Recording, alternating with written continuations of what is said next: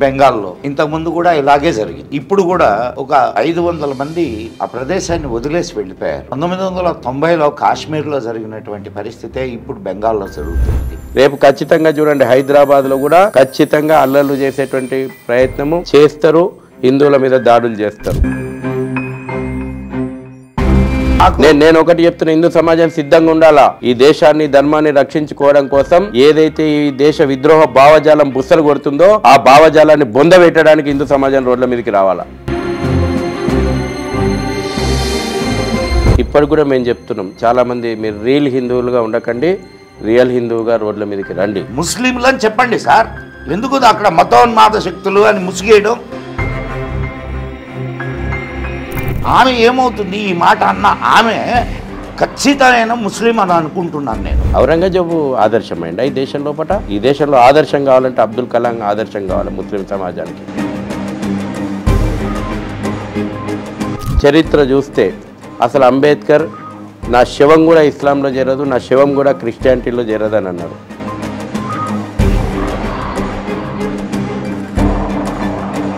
అరే ఔరంగిలారా, వజ్రంగి కదిలిందిరా అని చెప్తా ఉన్నాం. ఔరంగజేబు మతోన్మాద భావజాలాన్ని బొందబెడతామని చెప్పి నాటి రోడ్డు మీదకి వచ్చి నినదిస్తున్నాం.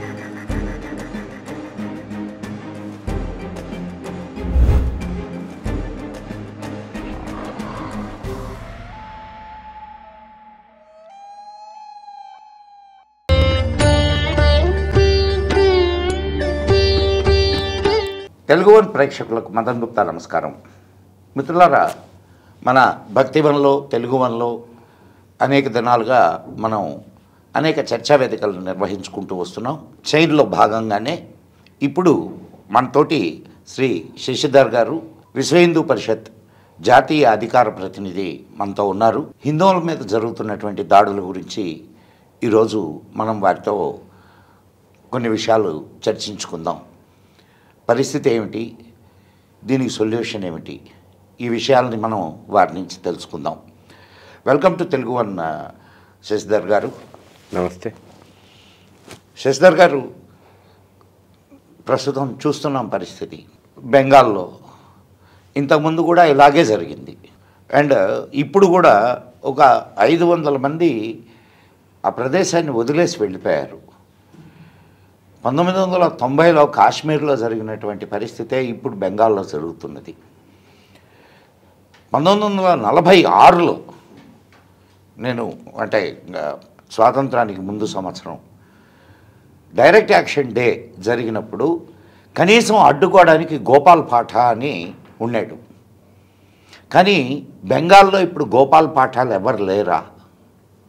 ఎందుకు ఈ పరిస్థితి ఏర్పడుతుంది? దీన్ని సమర్థవంతంగా సరే, అటు అక్కడ ఉన్నటువంటి శూర్పణఖ ఆమె పూర్తిగా ముస్లిం వాళ్ళని సపోర్ట్ చేసేటటువంటి ఇదిగా తయారైంది.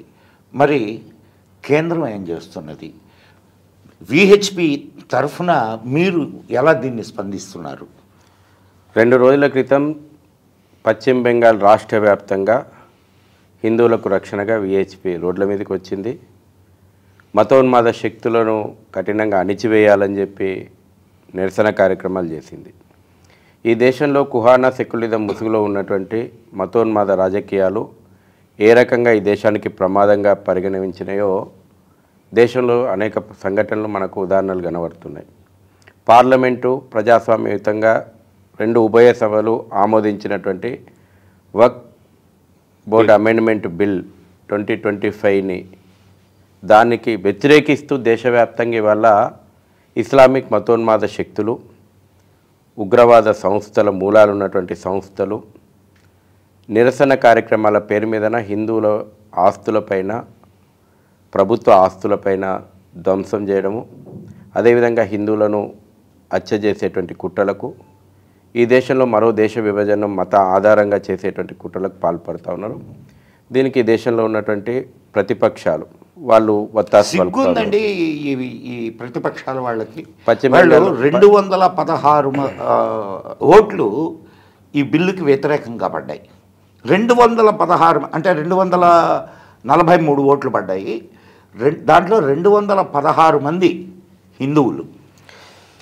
సమర్థించినటువంటి పార్టీలలో ఉన్నటువంటి ముస్లిం నేతలు రాజీనామా చేశారు.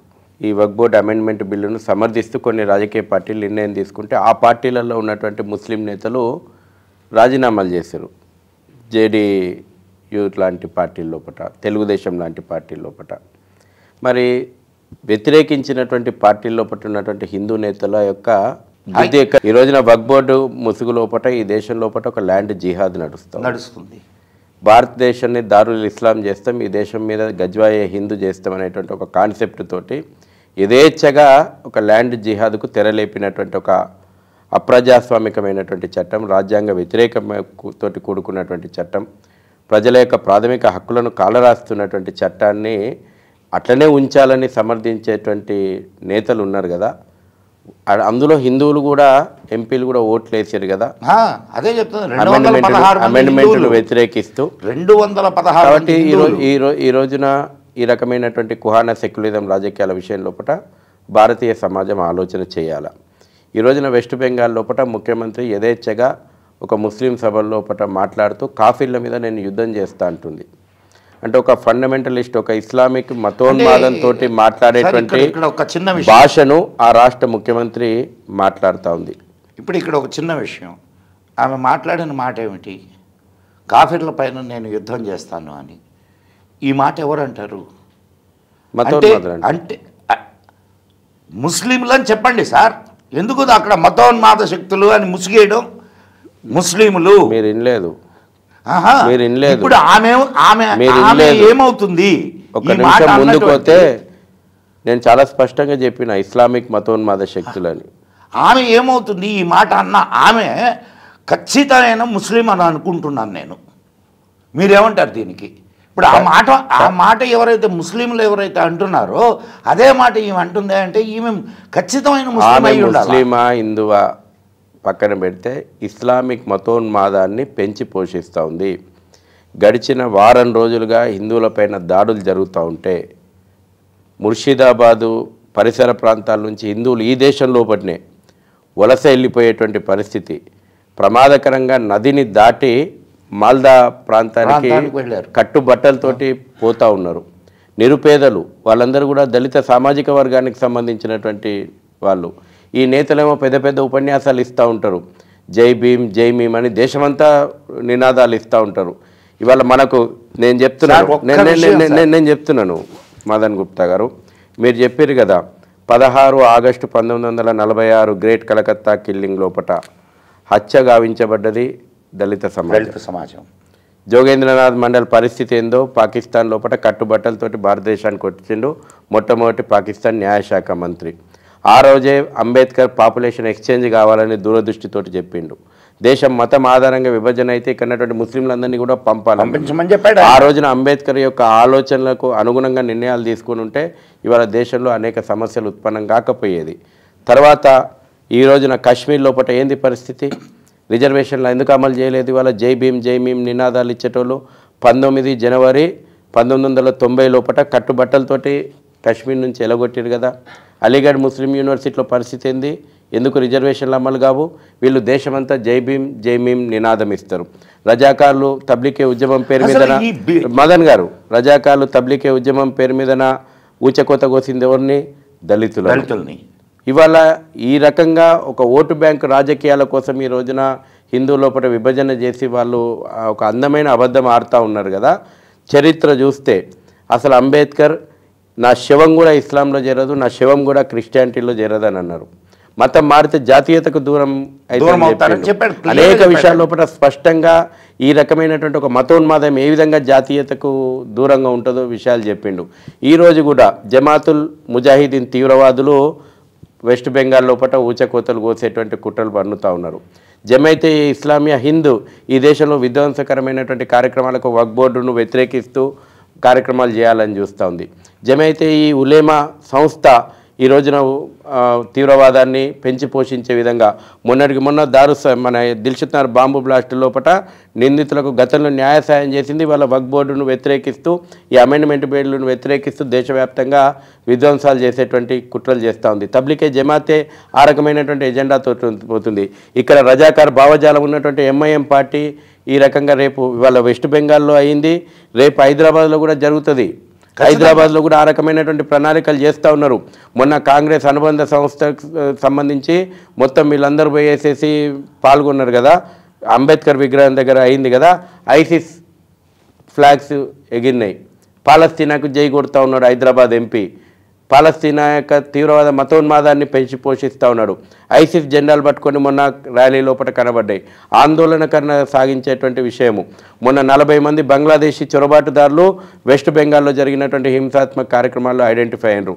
హైదరాబాద్లో కూడా బంగ్లాదేశ్ చొరబాటులు, రోహింగ్యా చొరబాటుదారులు, ఈ యొక్క రజాకార భావజాలం ఉన్నటువంటి ఎంఐఎం నేతలు అల్లలకు కుట్రలు చేస్తూ ఉన్నారు. మేము ఇదే విషయాన్ని ప్రభుత్వం దృష్టికి, పోలీస్ దృష్టికి తీసుకొచ్చినాం. అయినా కుహానా సెక్యులరిజం ముసిగేసుకున్నటువంటి రాజకీయాలు ఓటు బ్యాంకు కోసం దేశ భద్రతను, హిందువుల యొక్క ప్రాణాలను, హిందువుల యొక్క ఆస్తులను గాలికి వదిలేసినాయి. రేపు ఖచ్చితంగా చూడండి, హైదరాబాద్లో కూడా ఖచ్చితంగా అల్లర్లు చేసేటువంటి ప్రయత్నము చేస్తారు, హిందువుల మీద దాడులు చేస్తారు. సార్ ఇంకొక చిన్న విషయం సార్, ఆనాడు ఈ దేశం విభజన కావడానికి ప్రధాన కారణం ముస్లిం లీగ్. కానీ అదే ముస్లిం లీగ్ ఈరోజు కాంగ్రెస్ అనే ముసుగేసుకొని పనిచేస్తుంది అనేది నా అభిప్రాయం. ముస్లిం లీగ్ ఎజెండాకు ఈనాటి కాంగ్రెస్ ఎజెండాకు తేడా ఏమీ లేదు. నేను అదే నాడు ముస్లిం లీగ్, ఈరోజు కాంగ్రెస్ అదే ఎజెండాతోటి పనిచేస్తూ ఉంది. దేశం మీద యుద్ధం చేస్తా అంటున్నాడు అండి ప్రతిపక్ష నేత. మహమ్మద్ అలీ జిన్నా చేసిందే ఇవాళ రాహుల్ గాంధీ చేస్తా అంటున్నాడు. సనాతనమైనటువంటి ధర్మాన్ని ఎరాడికేట్ చేస్తా అంటున్నారు. హిందుత్వం మీద విషం కక్కుతా ఉన్నారు. ఈ దేశం యొక్క ఐడెంటిటీ, ఈ దేశం యొక్క కల్చరల్ ఐడెంటిటీ హిందుత్వ, దీని మీద యుద్ధం చేస్తా అని అంటున్నారు. ఆయన అసలు హిందుత్వం మీద అసలు ఆయనకు ఏ రోజు విశ్వసించడట. ఓపెన్గా స్టేట్మెంట్ ఇస్తా ఉన్నారు. వాళ్ళని హిందువులు ఎట్లా సమర్థిస్తున్నారు అసలు? అంటే హిందువులని మనం చైతన్యం చేయలేకపోతున్నామా? మత్తుమందు బాగా ఎక్కింది, కుహానా సెక్యులరిజం మత్తుమందు, అది వదిలేయాలా. హిందువులు ఇప్పటికైనా జరుగుతున్నటువంటి పరిణామాలు, కాశ్మీర్లో ఏం జరిగింది, రేపు ఇవాళ వెస్ట్ బెంగాల్లో ఏం జరిగింది, మొన్న ఆఫ్ఘనిస్తాన్ లోపల కాందహార్ ఎట్లయింది, పాకిస్తాన్ లోపల లవపురం లాహోర్ ఎట్లయింది, డాకేశ్వరి నగరం బంగ్లాదేశ్ లోపల ఢాకాగా ఎట్లా మారింది, కాశ్మీర్లో 1990లో ఏం జరిగింది, ఇవాళ వెస్ట్ బెంగాల్ లోపల ఏం జరుగుతూ ఉంది, ముస్లిం లీగ్ పార్టీ ఇంకా అవశేషాలు ఉన్నటువంటి కేరళ లోపల హిందువులపైన ఏం జరుగుతూ ఉంది, రజాకార్ల యొక్క రూపాంతరం మారి ఎంఐఎం రూపంలో ఉన్నటువంటి భాగ్యనగరంలో ఏం జరుగుతూ ఉంది. ఆలోచన చేయండి. ఈ ఓటు బ్యాంక్ రాజకీయాలు, కుహానా సెక్యులరిజం పార్టీల ముసుగు లోపల ఇస్లామిక్ మతోన్మాద ఎజెండాని దేశం లోపల ఈ రాజకీయ పార్టీలు అవలంబిస్తూ ఉన్నాయి. అది కాంగ్రెస్ కానివ్వండి, అది ఈ రాష్ట్రంలో గురించి వస్తే బీఆర్ఎస్ పార్టీ కానివ్వండి, కాంగ్రెస్ కానివ్వండి, వైఎస్ఆర్సీపీ పార్టీ కానివ్వండి, వీళ్ళ ఎజెండా చాలా స్పష్టం. వాళ్ళు ఏ రోజు హిందువుల పక్షాన మాట్లాడతలేరు.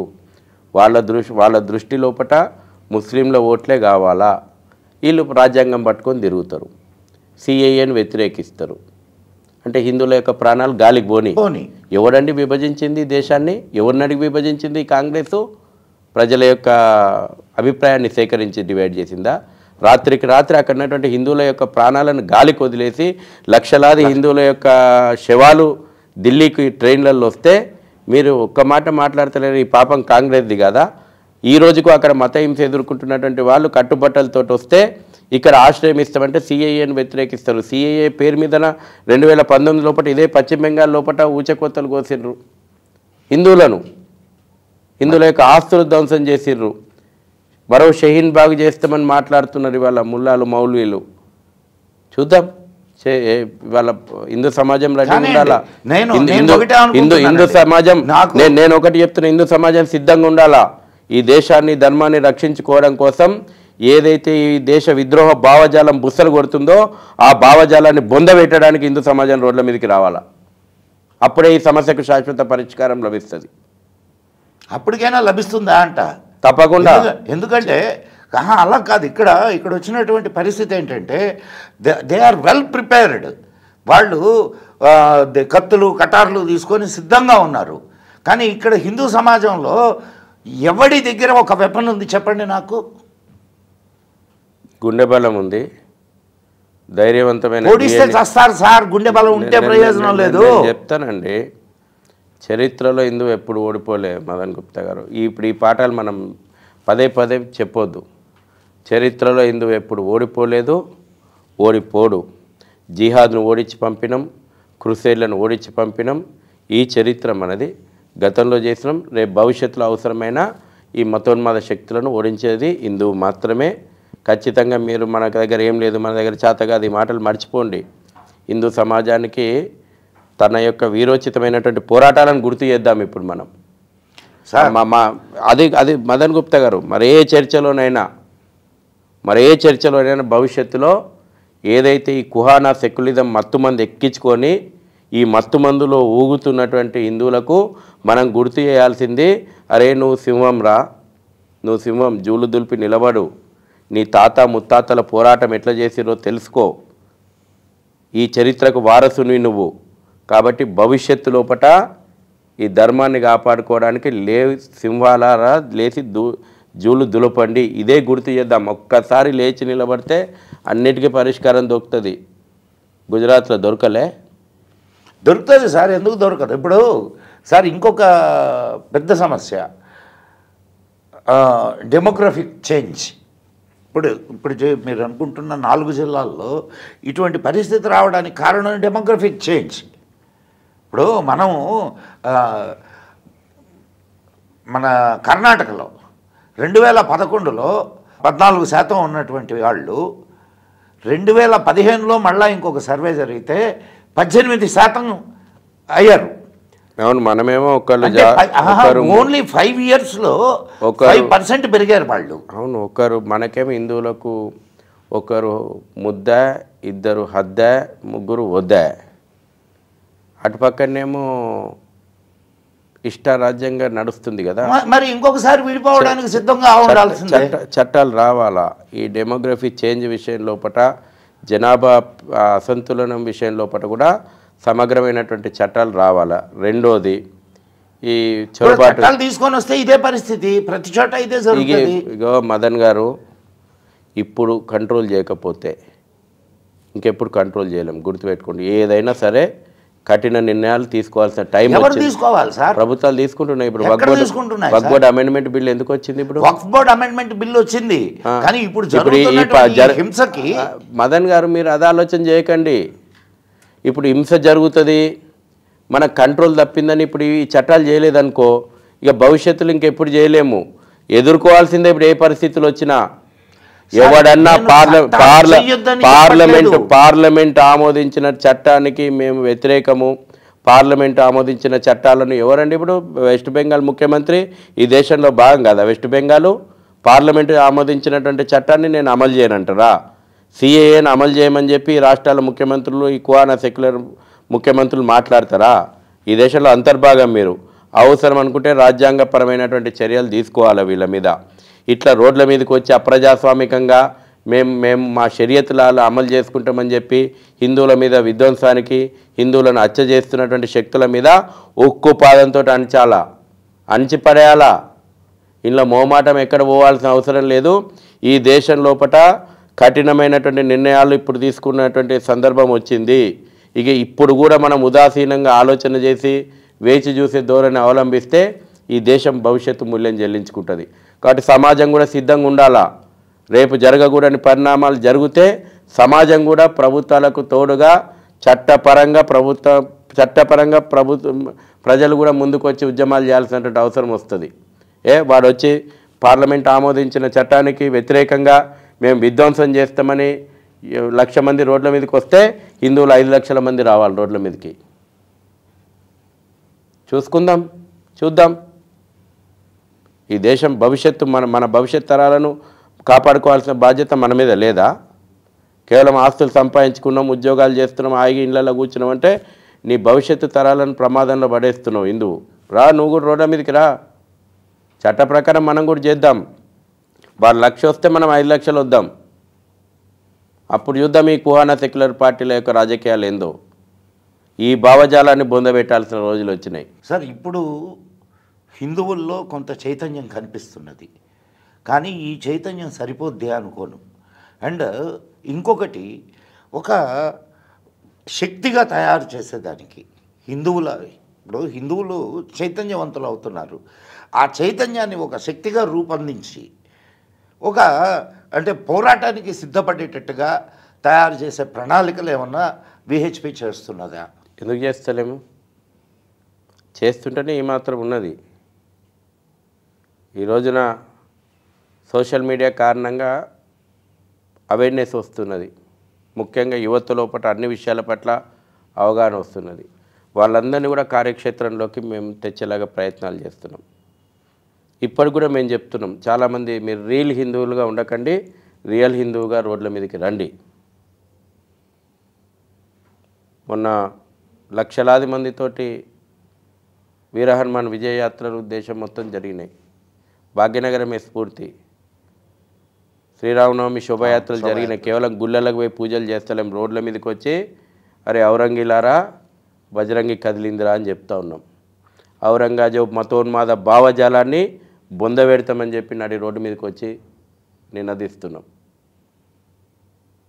కానీ ఇప్పుడు 1947లో జరిగిన తప్పుదానికి ఈరోజు ఉన్నటువంటి అంటే ఈ తరం వాడు కూడా భయంకరమైనటువంటి ఎప్పుడైతే దేశం పట్ల మాతృభావనకు దూరం చేసుకున్నామో ఈ దేశం మూల్యం చెల్లించుకుంది. మంచి గుర్తు చేసారు. 1905లో బెంగాల్ విభజన జరిగింది. బెంగాల్ విభజనకు వ్యతిరేకంగా హిందూ సమాజం ఏకతాటిపై పోరాడింది. 1911 లోపల బ్రిటిష్ ప్రభుత్వం దిగొచ్చి బెంగాల్ విభజనను రద్దు చేసుకుంది. ఆనాడు వందే మాతరం నినాదం ప్రేరణనిచ్చింది. ఈ తల్లి, ఈ దేశం అంటే కేవలం భౌగోళికమైనటువంటి సరిహద్దు కాదు, ఇది మాతృభూమి, ఇది తల్లి, ఈ దేశం నా తల్లి అనేటువంటి ఒక మాతృభావన ప్రజల రోడ్ల మీదకి వచ్చింది. 1905లో వచ్చినటువంటి ఆ భావన దేశ విభజనను ఆపగలిగింది. 1947 మధ్యకాలంలో వచ్చినటువంటి ఈ కుహానా సెక్యులిజం, అందుకే 1905 కంటే ముందు జరిగినటువంటి స్వాతంత్ర పోరాటం ఒక ఎత్తు అయితే, తర్వాత కుటుంబాల చేతుల్లోపట వచ్చినటువంటి నెహ్రూ అలియాస్ గాంధీ కుటుంబం చేతిలోకి వచ్చినటువంటి స్వాతంత్ర పోరాటం ఏదైతే ఉందో స్వార్థపూరితంగా కేవలం అధికారం కోసమే జరిగింది. డొమినియన్ స్టేటస్ ఇస్తే సరిపోతుంది అనేటువంటి ఒక లాలుచితో కూడుకున్నటువంటి స్వాతంత్ర పోరాటం నడిపిండ్రు. స్వాతంత్ర వీర సావర్కర్ సంపూర్ణ స్వరాజ్యం అనేటువంటి డిక్లరేషన్ తీసుకొచ్చిన తర్వాత దేశవ్యాప్తంగా ఆలోచన వచ్చే వరకు కూడా కాంగ్రెస్ ఆ విషయం లోపల నిర్ణయం తీసుకోలేదు. తిలక్ మహాసేఠ్ దానికంటే ముందే చెప్పాడు. తర్వాత జరిగినటువంటి పరిణామాలు గడిచిన 70 సంవత్సరాలుగా ఏ రకంగా నేను చెప్తున్నా కదా, నాటి ముస్లిం లీగ్ ఎజెండానే మళ్ళీ దేశంలో కూడా కాంగ్రెస్ అమలు చేస్తుంది. అనేక సందర్భాలుగా నిస్సిగ్గుగా నిర్లజ్జగా చెప్పుకుంటూ వస్తున్నారు. వాళ్ళు ఏం దాచుకుంటలేరు. అర్థం చేసుకోవాల్సింది హిందూ సమాజం. వాళ్ళు ఎక్కడ దాచుకోలేదు. కరెక్ట్. నెహ్రూ యాక్సిడెంటల్ హిందూనని చెప్పుకున్నాడు బహిరంగంగా. తర్వాత వచ్చినటువంటి అన్ని తరాలు మేము హిందుత్వం కాదు, మా ఎజెండా వేరే అనేటువంటి విషయం చెప్పుకున్నారు. ఇప్పుడు వచ్చిన ఈయన దేశం మీదనే యుద్ధం చేస్తా అంటున్నాడు. గతంలో ఈ దేశంలో వనరులకు అన్నిటి మీద ముస్లింలకే మొదటి హక్కు మన్మోహన్ సింగ్ తోటి చెప్పించారు. అసలు ఎంత సిగ్గులేని స్టేట్మెంట్ సార్ అది. ఇదే అర్థం చేసుకోవాలి. సిగ్గు మనకు ఉండాలిగా. అది అర్థం చేసుకుంటలేం కదా. ఇదే మనకు సిగ్గు లేదు, వాళ్ళకు సిగ్గు లేకుండా నిర్లజ్జగా చెప్తున్నారు. అర్థం చేసుకోకుండా హిందూ సమాజానికి మనకు సిగ్గు లేదు కదా. అప్పుడైనా అర్థం చేసుకోవాలి కదా. అదే కదా బాధ. వానికి ఓటేసే ముందు ఇప్పుడు ఇదే మన్మోహన్ సింగ్ తన్ని తరిమితే ఇక్కడికి వచ్చారు. He is from Pakistan. వాళ్ళ ఫ్యామిలీ మన్మోహన్ సింగ్ నోటి నుంచి చెప్పించారు. మన్మోహన్ సింగ్ నుంచి వ్యక్తిగతంగా మన్మోహన్ సింగ్ ఒక ఉన్నతమైనటువంటి నోటి నుంచి చెప్పించారు. సార్ నేను కాంగ్రెస్ ఎజెండా ముక్కు నుంచి నేను చెప్పింది వినండి. అందులో కాంగ్రెస్ ఎజెండాను మనం ప్రధానంగా ముద్దాగా బోన్లో నిలబెట్టాల. సార్ కాంగ్రెస్ ఎజెండా ఏంది? మొదటి నుంచి కూడా వందే మాతరాన్ని నిషేధించినప్పటి నుంచి మొదలు పెడితే ఈ దేశం పైన యుద్ధం చేస్తా అని ప్రకటించినటువంటి రాహుల్ గాంధీ ఎజెండా వరకు నాడు స్వాతంత్రోద్యమంలో వందే మాతరాన్ని పైన నిషేధం మొదలుపెట్టినటువంటి కాంగ్రెస్ మహాసభల నుంచి మొదలు పెడితే నేడు ప్రతిపక్ష నేతగా ఈ దేశం పైన యుద్ధం చేస్తా అన్నటువంటి రాహుల్ గాంధీ ఎజెండా వరకు మొత్తం కూడా చూస్తే ఈ దేశ వ్యతిరేక ఎజెండానే కాంగ్రెస్ ఎజెండా. సార్ ఈరోజు ఎందుకు మాట్లాడతలేరండి? ఈరోజు ఎందుకు రాహుల్ గాంధీ పోతలేరు? ముర్షిదాబాద్లో చనిపోయినటువంటి వాళ్ళు దళిత సామాజిక వర్గం ఇళ్ల నుంచి బయటికి గుంజి చంపేసిర్రు. నది దాటి వాళ్ళ మాల్దాకు వలసపోతున్నటువంటి కుటుంబాలు, నిరుపేద కుటుంబాలు అయినటువంటి దళిత సామాజిక వర్గానికి సంబంధించినటువంటి వాళ్ళు ఎందుకు ఈ దేశంలో ఉన్నటువంటి రాజకీయాలు బెంగాల్లో జరిగినటువంటి హింస లోపట చనిపోయింది ఎవరు? నిరుపేదలైనటువంటి దళిత సమాజానికి సంబంధించినటువంటి హిందువులు. కాబట్టి వీళ్ళు ఎక్కడనో ఒక చిన్న సంఘటన జరిగితే ఈ దేశంలో ఏమో అయిపోయిందని మాట్లాడతారు కదా. ఇస్లామిక్ మతోన్మాద శక్తులు ఇవాళ నిరుపేదలను, దళిత సామాజిక వర్గాన్ని ఊచకోతలు కోస్తూ ఉంటే చనిపోయినోడు హిందువు కాబట్టి నీ నోరు లేస్తలేదు. హత్యకు గురి కాబట్టేటువంటి వాడు హిందువు కాబట్టి ఇవాళ నీ కుహానా సెక్యులిజం నోరు మెదులుతలేదు. అత్యాచారానికి గురైంది నిరుపేద దళిత సమాజానికి సంబంధించినటువంటి హిందూ మహిళ కాబట్టి నీ నోరు మూగబోయింది. హిందువా, నువ్వు ఆలోచన చేయి. నువ్వు కులము, వర్గము, ప్రాంతము, భాష, రాజకీయ విభేదాలతోటి నిన్ను విభజిస్తున్నారు. హిందువులను ఇన్ని రకాలుగా విభజించాలా, మైనార్టీలను మతం పేరుతోటి కలపాలా?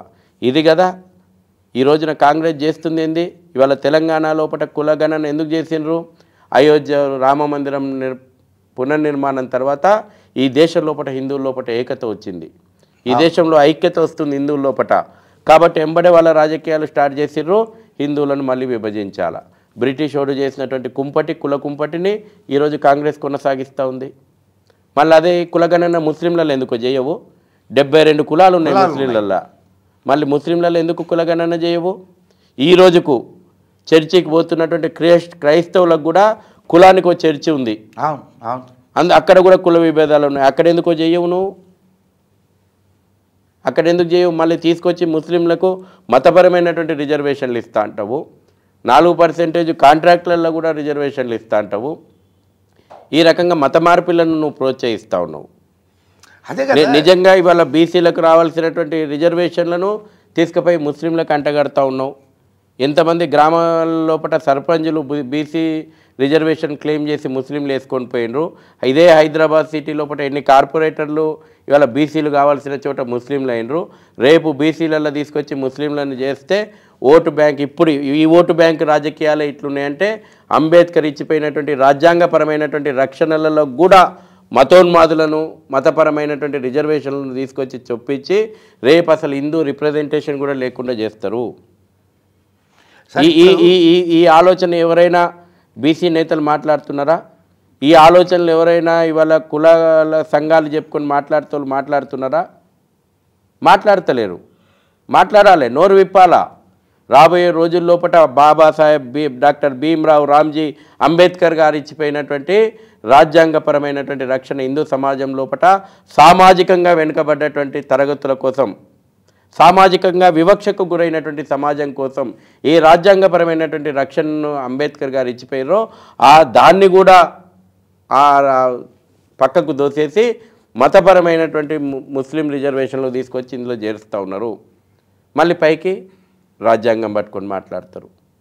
రెడ్ బుక్, దానికి రెడ్ కవర్ వేసిరు. మరి అది చైనా నుంచి ఇంపోర్ట్ అయిందా, లేకపోతే ఏ భావజాలం నుంచి ఇంపోర్ట్ అయింది, ఏ తుకడే గ్యాంగుల నుంచి ఇంపోర్ట్ అయిందో ఆ భావజాలం, మరి అందులో ఏముందో ఆ రాజ్యాంగం లోపల వాళ్ళు పట్టుకొని తిరుగుతున్నారు. వాళ్ళు రాసుకున్న రాజ్యాంగం అది.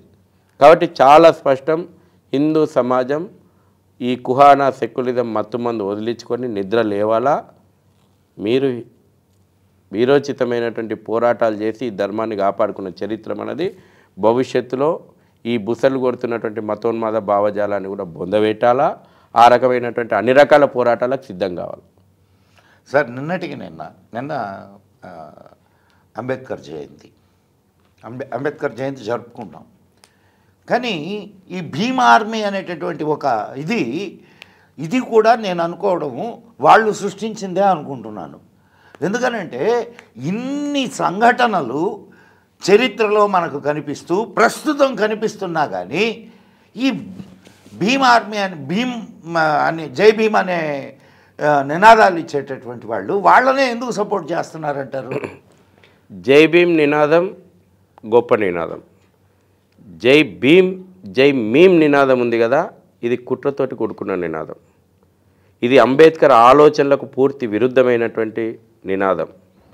అసలు అంబేద్కర్ కోరుకోలేదండి ఇక్కడ దేశం మతం ఆధారంగా విభజనకు గురైతే ఇక్కడ ఏ ఒక్క ముస్లిం ఉండాలని అంబేద్కర్ కోరుకోలేదు. ఇంతకంటే క్లారిటీ ఉంది. ఆయన రాసిండు బుక్ లోపల టోటల్ పాపులేషన్ ఎక్స్చేంజ్ కావాలని కోరుకున్నాడు. అక్కడ ఉన్నటువంటి హిందువులను క్షేమంగా ఇక్కడికి తీసుకొని రావాలన్నాడు. ఆ రోజున అంబేద్కర్ ఆలోచనలను ఇంప్లిమెంట్ చేస్తుంటే ఇవాళ బంగ్లాదేశ్ లోపల హిందువులకు ఊచకొత్త కోసే గురయ్యేటువంటి వాళ్ళు కాదు, పాకిస్తాన్ లోపల హిందువులు ఊచకొత్తకు గురయ్యేటువంటి వాళ్ళు. ఇక్కడ కూడా అది జరిగే ఇప్పుడు జరుగుతున్న సంఘటనలు ఇప్పుడు కూడా జరిగాయి కాదు కదా. ఇవాళ అంబేద్కర్ పేరు చెప్పుకొని అంబేద్కర్ ఆలోచనలకు విరుద్ధంగా ఎజెండా ఎవరు అమలు చేస్తున్నారు? కాంగ్రెస్ అంబేద్కర్ను ఓడించింది, కాంగ్రెస్ అంబేద్కర్ను అవమానించింది. నెహ్రూ స్వయంగా అంబేద్కర్ ఓటమి కావాలని కోరుకున్నారు. కమ్యూనిస్టులు ఏం స్టేట్మెంట్ ఇచ్చారని నాటి నేతలు, అంబేద్కర్కి ఓటు వేయకండి, మీ ఓటు బ్యాలెట్ పేపర్ తీసుకుపోయి మురికి గుంటలో నన్ను వేయండి, మురికి కాలువలో నన్ను వేయండి, కానీ అంబేద్కర్కి ఓటు వేయొద్దని చెప్పి మాట్లాడినటువంటి కమ్యూనిస్టు నేతలు ఇవాళ ఓట్ల కోసం అంబేద్కర్ ఫోటో పెట్టుకుంటున్నారు.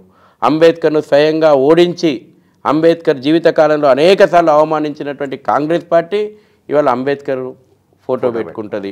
ముస్లిం లీగు ఇవాళ మతోన్మాద శక్తులు ఎవరైతే అంబేద్కర్ ఈ మతోన్మాదం దేశానికి ఎంత ప్రమాదంగా పరిగణిస్తుందని చెప్పిండో, హెచ్చరించిండో, ఇవాళ అదే మతోన్మాద శక్తులు అంబేద్కర్ ఫోటో పెట్టుకొని ఇవాళ అంబేద్కర్ ఆలోచనలను బయటి సమాజానికి తెలియకుండా కప్పిపుచ్చేటువంటి ప్రయత్నం చేస్తారు. నిన్న ఏఐఎంఐఎం నేతలు వచ్చేసి స్లోగన్లు ఇచ్చుకుంటా అంబేద్కర్కు పూలదండ వేస్తే నాకు ఆ దృశ్యం చూస్తుంటే నాకు నవ్వు వచ్చింది. రజాకార్ భావజాలాన్ని, వేర్పాటువాద భావజాలాన్ని, దేశ వ్యతిరేక భావజాలాన్ని, దీని మీద కఠినమైనటువంటి చర్యలు తీసుకోవాలని చెప్పి వాదించినటువంటి వ్యక్తి అంబేద్కర్. ఇదే రజాకార్లను వ్యతిరేకించిండు, ఇదే రజాకార్లను పూర్తి స్థాయి లోపల నిర్మూలించమని చెప్పిండు. నిన్న జెండాలు కూడా కొన్ని మీరే అన్నారు కదా, ఇది మొన్న జరిగినటువంటి 13వ తేదీ ఇదే అంబేద్కర్ విగ్రహం దగ్గర కొన్ని సంస్థలు చేసినటువంటి ముస్లిం సంస్థలు చేసినటువంటి ర్యాలీ లోపల పాలస్తీనా జెండా ఎగురుతుంది, ఐసిస్ జెండా ఎగురుతుంది. అంటే వీళ్ళది ఇడెన్ ఎజెండా ఏంది? మీరు పార్లమెంట్ ఒకవేళ నిజంగా ప్రజాస్వామ్యబద్ధంగా మీరు ఈ చట్టాన్ని వ్యతిరేకించాలి, ఉన్న ఆప్షన్ ఏంది? కోర్టులకు ఓర్వద్దన్నారు మిమ్మల్ని. ఓ పక్కన సుప్రీంకోర్టు వేస్తున్నారు కదా, మరి రోడ్ల మీదకి వచ్చి మీరు ఆందోళన చేస్తుంది ఏంది? రోడ్ల మీదకి వచ్చి ఆందోళన చేస్తూ మీరు ఎవరిని టార్గెట్ పెట్టుకున్నారు? హిందువుల ఆస్తులు ఎందుకు ధ్వంసం చేస్తున్నారు? రైల్వే ట్రాక్లు ఎందుకు వీక్ పడేస్తున్నారు? వెస్ట్ బెంగాల్ లోపల రైల్వే ట్రాక్లను వీకేసిర్రు. కేంద్ర ప్రభుత్వం రాష్ట్ర ప్రభుత్వాల ఆస్తులు ఎందుకు ధ్వంసం చేస్తున్నారు? దేవాలయాల మీద దాడులు ఎందుకు చేస్తూ ఉన్నారు? హిందూ మహిళలపైన అకృత్యాలు ఎందుకు చేస్తూ ఉన్నారు?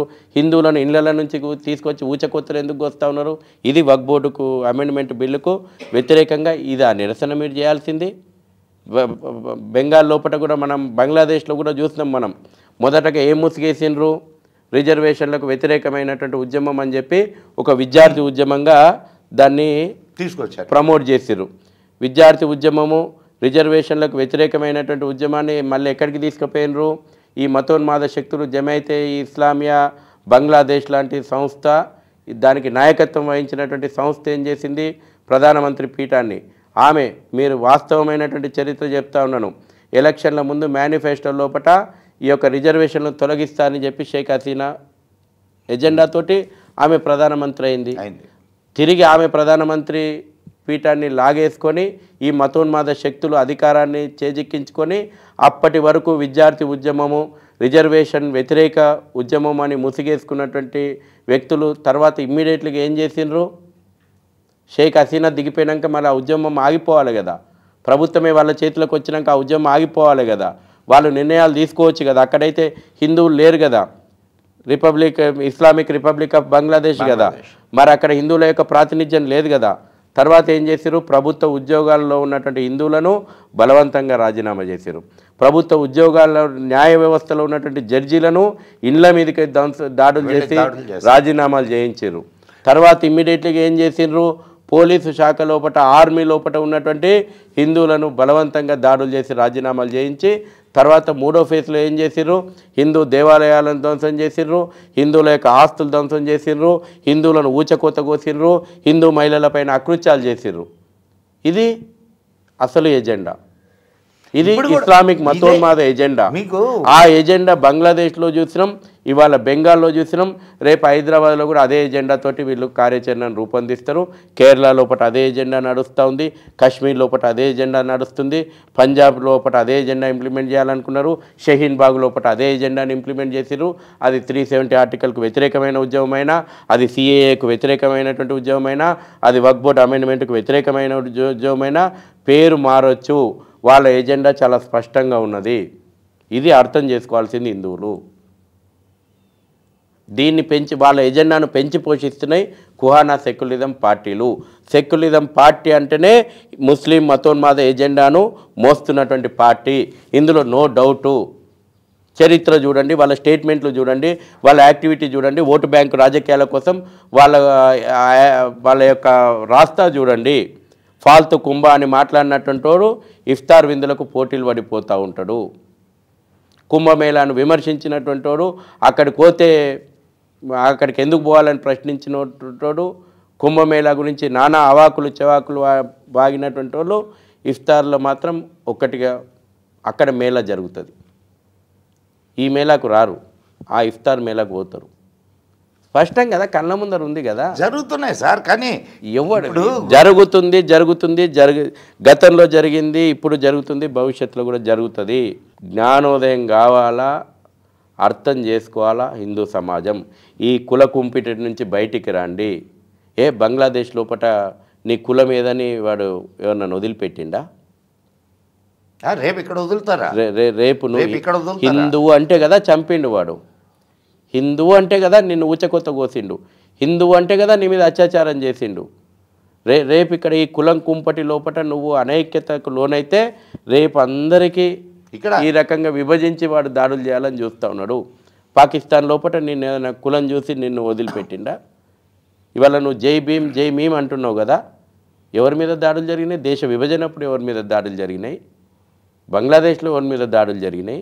పాకిస్తాన్ లోపల ఎవరిని కట్టుబట్టలతోటి సాగనంపారు? ఈరోజు ముర్షిదాబాద్లో 3 రోజులుగా ముర్షిదాబాద్ లోపల ఎవరి మీద దాడులు జరిగినాయి? సిఏఏకు వ్యతిరేక ఉద్యమం పేరు మీదన దేశవ్యాప్తంగా కలకత్తా తోటి మొదలు పెడితే వెస్ట్ బెంగాల్ పూర్తిగా ఎవరి మీద దాడులు జరిగినాయి? కేరళ లోపల ఎవరి మీద దాడులు జరిగినాయి? హైదరాబాద్ పాతపట్టణం లోపల ఎవరి మీద దాడులు జరుగుతూ ఉన్నాయి? కళ్ళ ముందర ఉన్నటువంటి వాస్తవం కదా.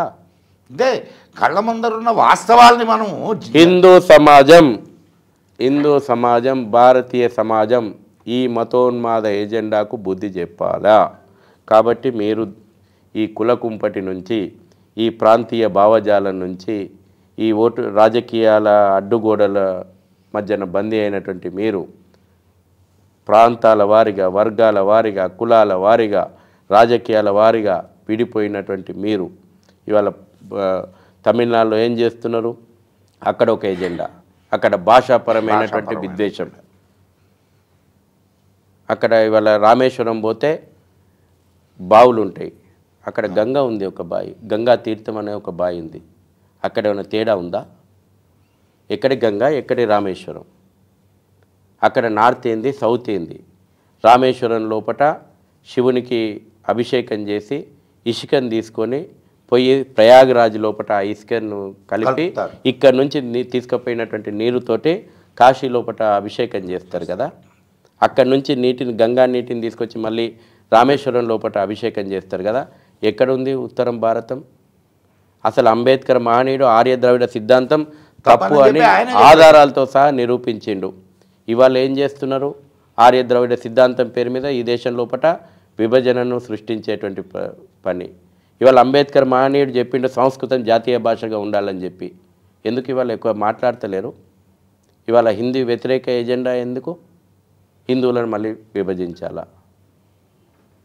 ఈ రకమైనటువంటి స్పష్టంగా ఈ దేశంలో హిందుత్వ వ్యతిరేక రాజకీయాలు సెక్యులర్ ముసుగు లోపల జరుగుతున్నాయి. ఇది హిందుత్వ వ్యతిరేకం కాదు, దీనికి పరిధి దాటి దేశ వ్యతిరేక ఎజెండాగా మారుద్దండి. ఇప్పుడు తీసుకపోయి అఫ్జల్ గురుకు, యాకూబ్ మూమెంట్లకు జయంతులు వర్ధంతులు జరిపితే ఈ దేశంలో ఉన్నటువంటి రాజకీయ నాయకులు పోయి పాల్గొంటారా అండి? భారత్ తేరే తుకడేంగే అని జేఎన్యూలో నినాదాలు ఇస్తుంటే ఇదే రాహుల్ గాంధీ పోయి వాళ్ళకు మద్దతుగా మాట్లాడతాడా? మద్దతుగా కూర్చుంటాడా? ఎక్కడికి పోతుంది ఈ దేశం? ఎక్కడికి తీసుకుపోతా ఉన్నారు? ఇవాళ మీరు చూడండి, 30 జూలై 2015 ఓ పక్కన రామేశ్వరం లోపట డాక్టర్ ఏపీజే అబ్దుల్ కలాం అంత్యక్రియలు జరుగుతూ ఉన్నాయి.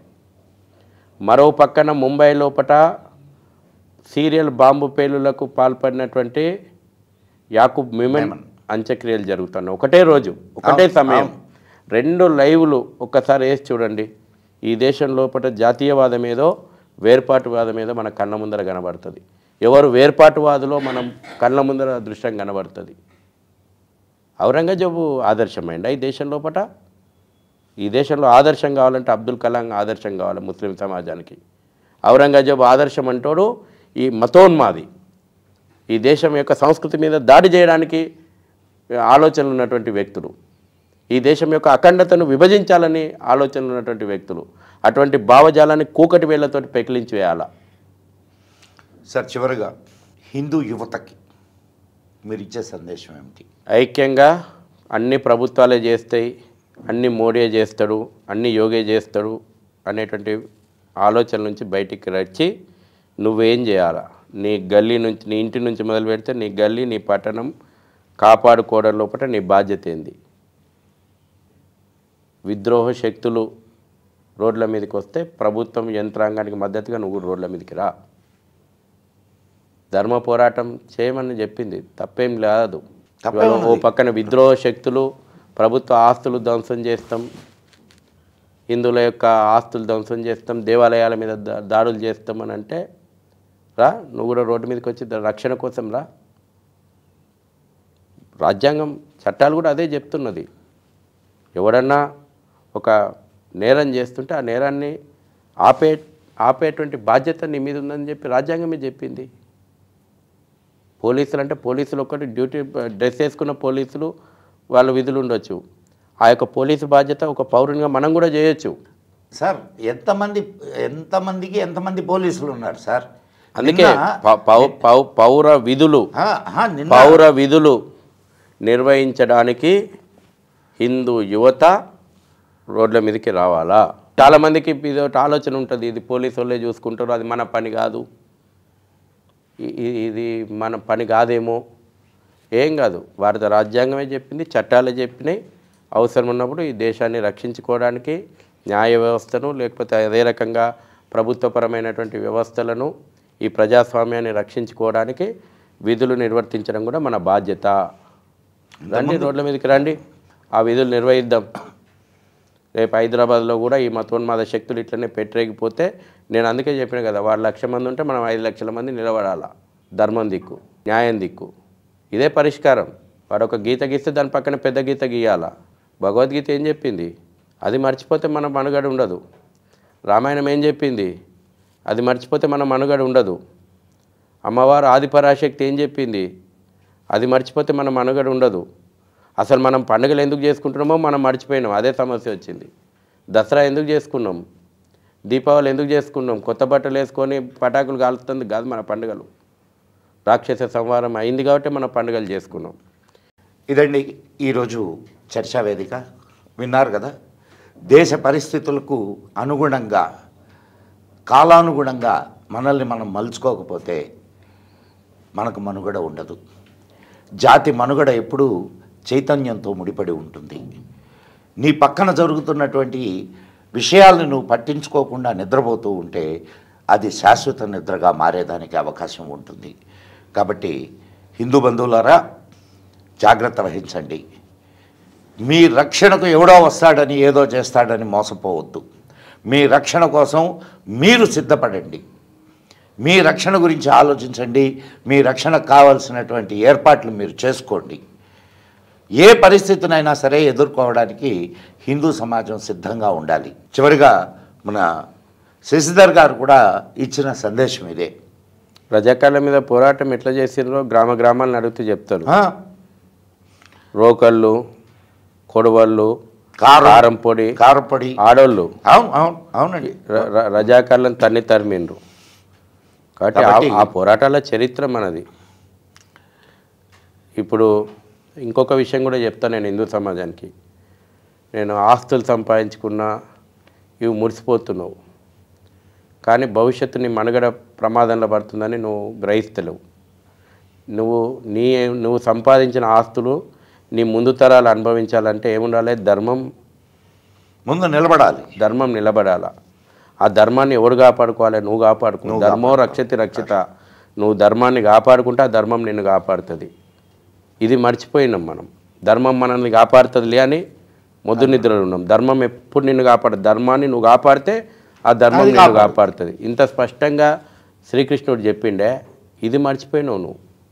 ధర్మరక్షణ కోసం నడుంగట్టు, ముందడుగై, అమ్మవారి ఆశీర్వాదం, సకల దేవతల యొక్క ఆశీర్వాదం ఉంటుంది. ఆ చరిత్ర మనకుంది. అవకాశం వచ్చినప్పుడు మౌనంగా ఉండొద్దు. ధర్మయుద్ధం చేయాల్సిన సమయం వచ్చినప్పుడు ఇంట్లో కూర్చోవద్దు. చేయాల్సిందే, బయటకు రావాల్సిందే, విజయం సాధించాల్సిందే. చాలా చాలా ధన్యవాదాలు సార్. పోరాటాల గడ్డ, పోరాటాల పురిటి గడ్డ మన తెలుగు నేల, తెలంగాణ, అటు ఆంధ్రప్రదేశం. ఎన్నో పోరాటాలని చూసినటువంటి నేల. మరలా జాతి మనుగడకు దెబ్బ తగిలేటప్పుడు మళ్ళా పోరాటానికి సిద్ధపడదాం. మిత్రులారా, ఇది ఈరోజు చర్చావేదిక. ఈ వీడియో మీకు నచ్చినట్లయితే మన తెలుగు వన్ ఛానల్ను వెంటనే సబ్స్క్రైబ్ చేయండి, లైక్ చేయండి, షేర్ చేయండి, బెల్ ఐకాన్ నొక్కండి. మీ అభిప్రాయాలను కామెంట్ బాక్స్లో మాతోటి పంచుకోండి. మీ మిత్రులకు కూడా తెలుగు వన్ ఛానల్ను పరిచయం చేయండి. జై హింద్, జై మా భారతి.